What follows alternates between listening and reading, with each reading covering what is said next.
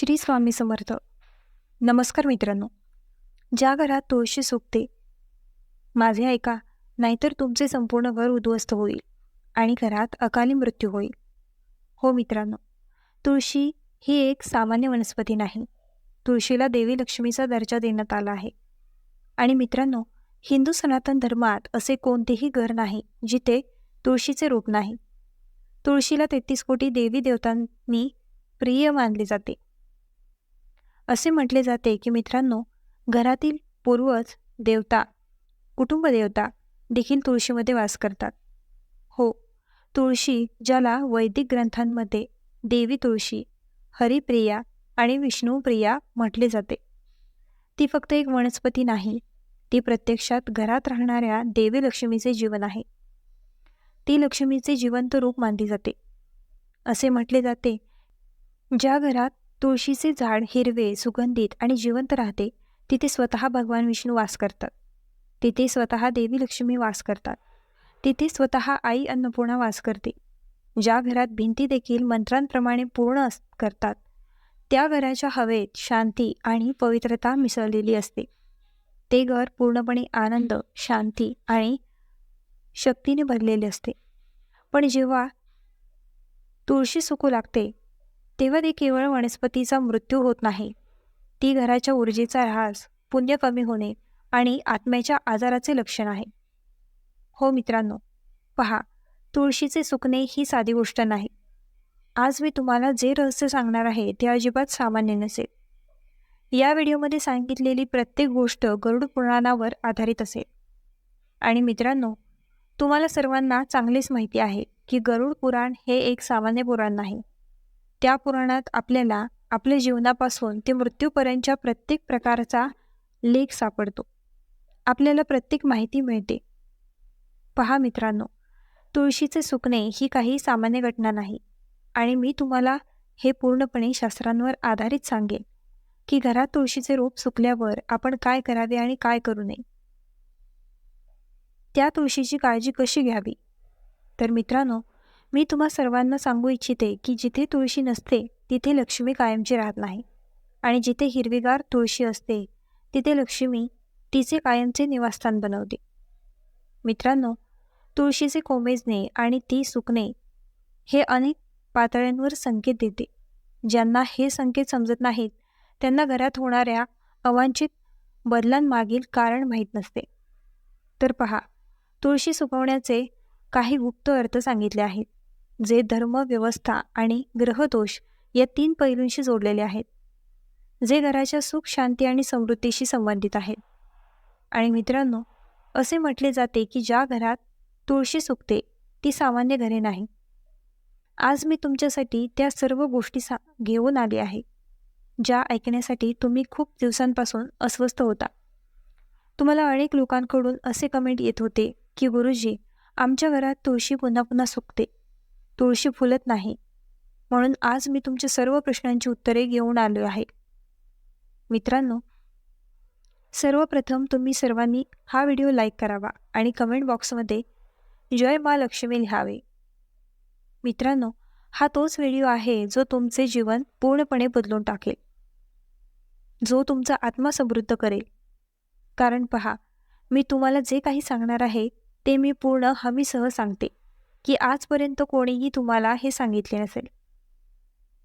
मी दिलेली माहिती तुम्हाला संपूर्ण यूट्यूबवर सापडणार नाही, कारण मी तुमच्यासाठी जे काही घेऊन आले आहे ते मी अतिशय गुप्त धर्म आणि अतिशय गुप्त शास्त्रांच्या आधारे आणले आहे. पहा, तुम्हाला सर्वांना माहिती आहे की देवी लक्ष्मी तुळशीमध्ये वास करते. भगवान विष्णूंना तुळशी आणि घरातील प्रत्येक ऊर्जा खूप आवडते. मग ती वास्तू ऊर्जा असो, ग्रह ऊर्जा असो किंवा ताऱ्यांची ऊर्जा असो, प्रत्येक ऊर्जा तुळशीशी संबंधित आहे. तर मित्रांनो, मी तुम्हाला सांगते की हे घरातून देवी लक्ष्मीचे मुखप्रस्थान आहे. तुळशी सुकणे म्हणजे देवी लक्ष्मीने तुमच्या घरातून निरोप घेतला आहे. जेव्हा तुळशी हळूहळू कोमेजायला लागते, हळूहळू सुकते आणि संपूर्ण झाड पूर्णपणे मरते, तेव्हा घराची लक्ष्मी हळूहळू निघून जात असल्याचे लक्षण असते. यामुळे घरात अचानक खर्च वाढतो. अशा घरांमध्ये पैसा अजिबात राहत नाही आणि समृद्धी पूर्णपणे नाहीशी होते. उत्पन्न मोठे असले तरी भरपूर पैसे येत असेल तरी घरातील प्रत्येक व्यक्ती कठोर परिश्रम करून पैसे कमवत आहे. परंतु कोणत्या ना कोणत्या प्रकारे असे निर्माण केले जाते की पैसे थांबवता येत नाही. तर ही तुळशी दर्शवते की या घरातील ऊर्जा आता शुद्ध होत आहे.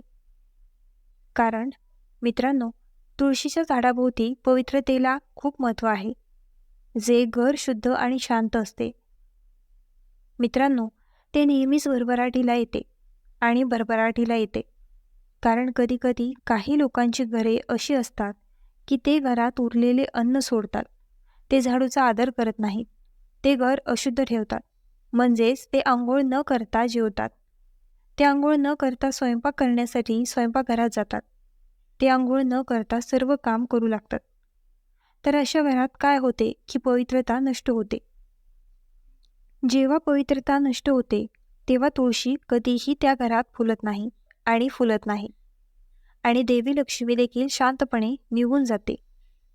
हो, आता मित्रांनो पहा, आपले शास्त्र काय म्हणतात. शास्त्रे म्हणतात की ऊर्जा सर्व स्वरूपात असते.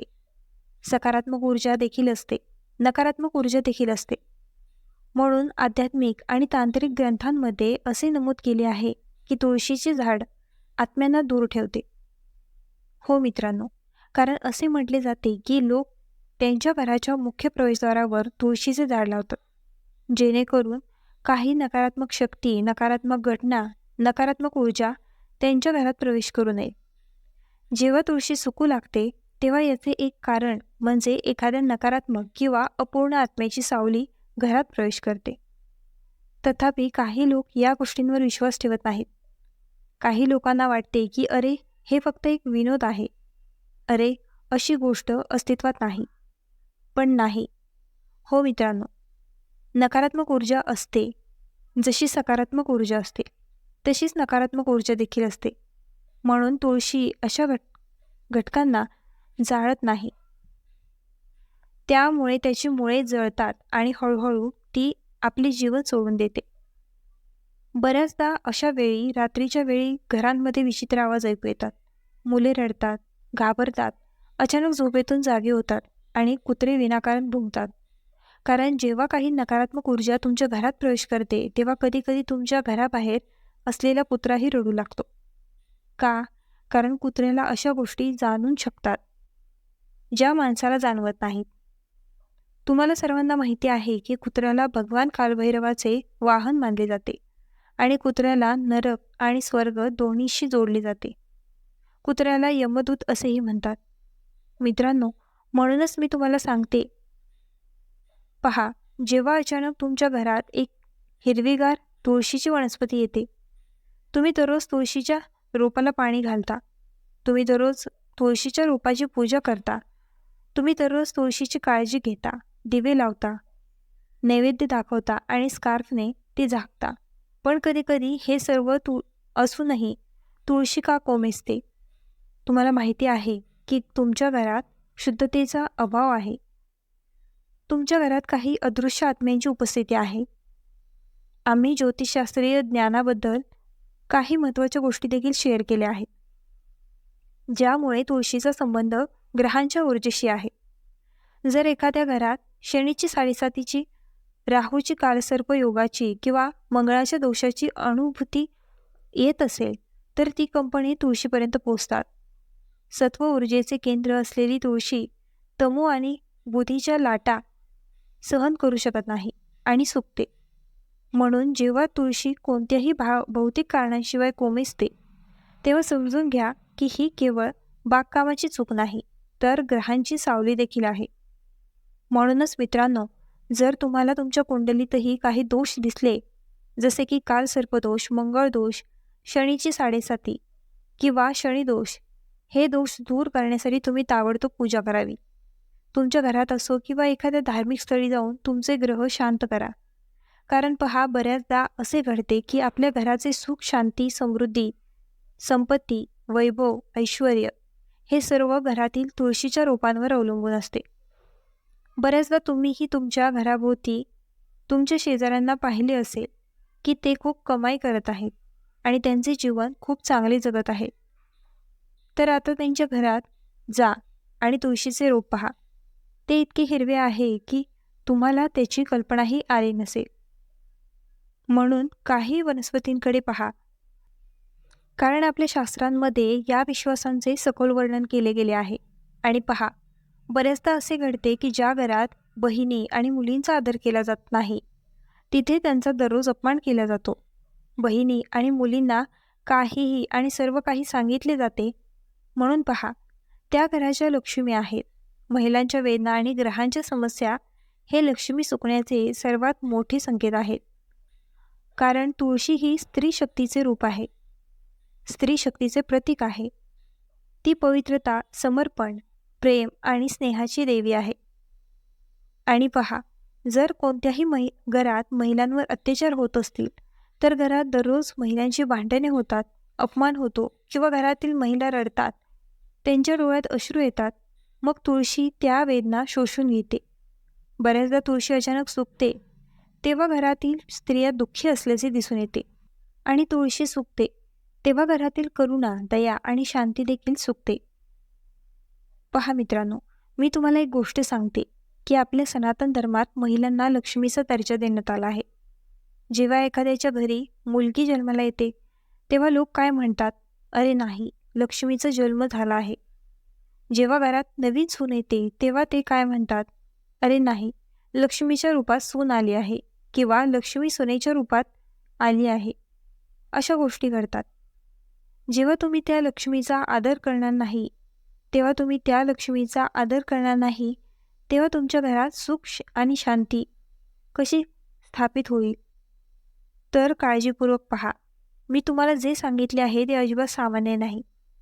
आणि मित्रांनो, आपल्या हिंदू सनातन धर्मात आणि आपल्या धर्मग्रंथांमध्ये तुळशीबद्दल अनेक श्रद्धा आहेत. शास्त्रांमध्ये असे म्हटले आहे की तुळशीला अर्पण केलेले पाणीच सर्वात प्रिय असते. जेव्हा ते शुद्ध हृदयाने, शुद्ध मनाने आणि शुद्ध हातांनी अर्पण केले जाते. जर स्वयंपाकघराची पवित्रता नष्ट झाली, उरलेले मांसाहारी अन्न किंवा अशुद्ध पाणी तुळशीपर्यंत पोहोचले, तर ते सहन करू शकत नाही. कारण तुळशी ही एक अतिशय पवित्र वस्तू आहे. ही एक अतिशय पवित्र वनस्पती आहे, कारण तिच्या मुळांमध्ये 233 कोटी देवी देवता राहतात. अशा परिस्थितीत तुळशी पाप शोषून घेऊ नये म्हणून आपले जीवन संपवण्याचा निर्णय घेते.